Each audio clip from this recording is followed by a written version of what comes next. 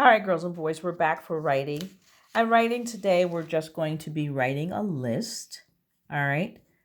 And we're going to be writing a list of things that we couldn't do before that we can do now.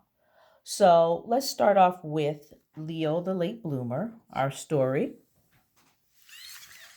And we know that in the beginning, Leo he could not read, making my list. So I'm putting my numbers. What's the other thing he couldn't do? He couldn't draw. What else could he not do? He could not write his name. And he could not eat neatly. He was a mess.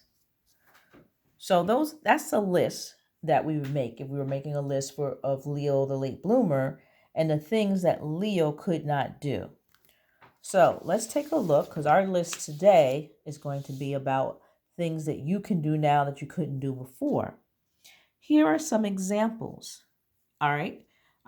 You could not brush your teeth when you were little. You couldn't get dressed. You couldn't write your name. And you couldn't do a cartwheel, maybe. Now, again, this is an example.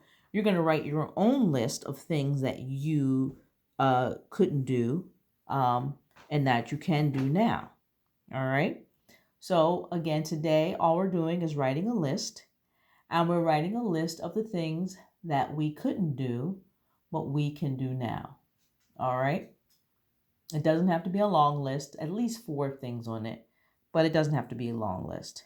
And you certainly can use some of these ideas, but I'm hoping to see some different ideas, some fresh ideas about you, not just you writing my list, but you writing your own list of some things you couldn't do. All right, that's it for writing. I told you it was going to be short. Make sure you do that on a separate piece of paper and upload that to me on your Google Classroom. All right, take care, boys and girls.